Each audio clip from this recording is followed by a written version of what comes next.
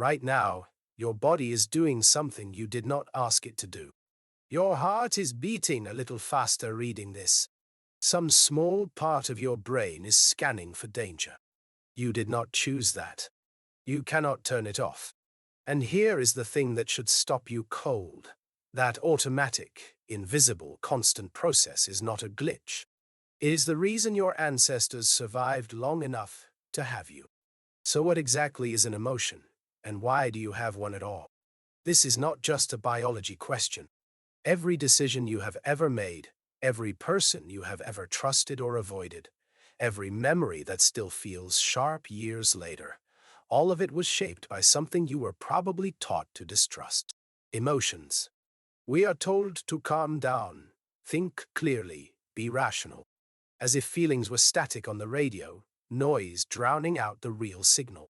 But what if emotions are the signal? What if ignoring them is not strength, it is blindness? Let us start with what an emotion actually is, because most people have it backwards.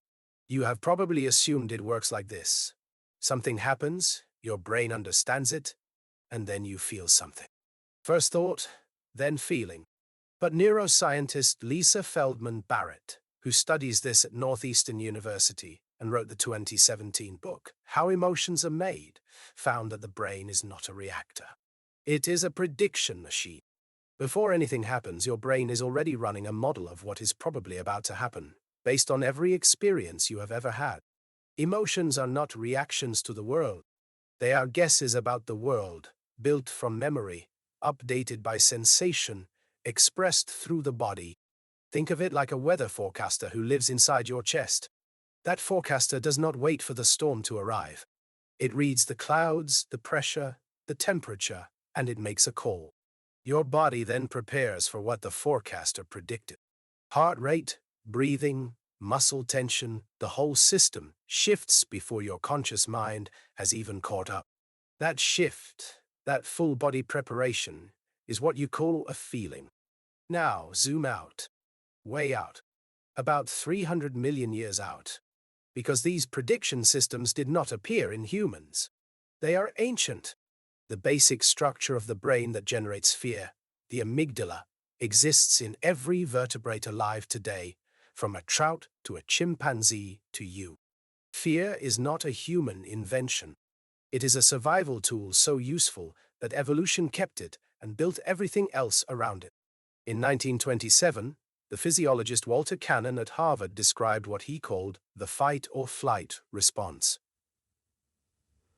When the brain predicts danger, adrenaline floods the bloodstream, the heart pumps faster, digestion shuts down, muscles get ready. The body does all of this in under a second.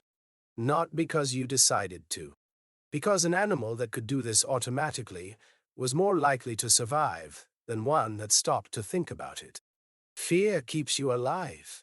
Anger keeps you from being pushed around. In 1984, psychologist Paul Ekman at the University of California, San Francisco, published research showing that certain emotional expressions, including anger, fear, joy, sadness, disgust, and surprise, are recognized across every culture he studied, from American college students to isolated communities in Papua New Guinea who had never seen a television. 6 faces. The same meaning everywhere. These are not learned behaviors. They are part of the operating system. Anger is the emotion that says a boundary has been crossed and resources need defending. It evolved to help animals, including humans, signal that they will fight back, which often meant they did not have to. Disgust is just as old and just as practical. The sensation of revulsion, that pull back, close your mouth, turn away response, evolved originally to keep you from eating things that would kill you: rotten meat, contaminated water, anything that might carry disease.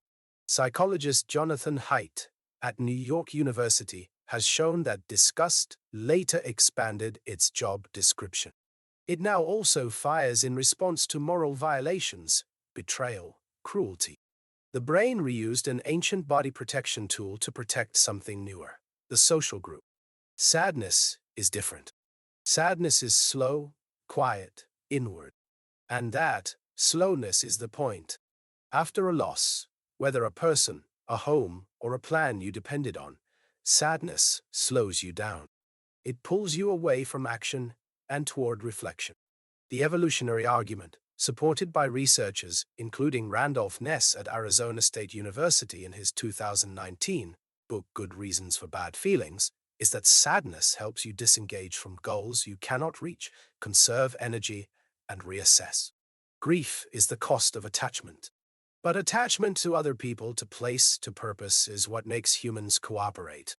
And cooperation is what made humans dangerous in the best possible sense. Joy is the signal that something worth repeating just happened.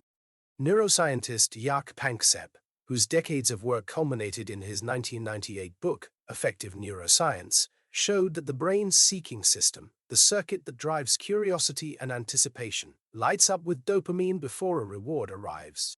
Joy is not the reward itself. It is the brain saying, "Do that again. Remember how that felt. Aim for it." And this is the turn. Emotions are not interruptions to your thinking. They are information compressed into sensation. In the early 1990s, neurologist Antonio Damasio at the University of Iowa studied patients with damage to the prefrontal cortex who had lost the ability to feel emotions but retained full intelligence. They could reason perfectly. They could not make decisions. Simple choices, what to eat, when to schedule a meeting, paralyzed them. Without emotional data, the thinking brain spun in circles. Feelings are not the opposite of reason. They are the foundation reason stands on. So next time your chest tightens in a room, pay attention. The next time you feel a surge of anger, and your first instinct is to push it down, pause first. Ask what it is telling you. Emotions are 300 million years of data, refined by every ancestor who survived long enough to pass the system on to you. They were never noise. They were always the message. You just needed to learn how to read them.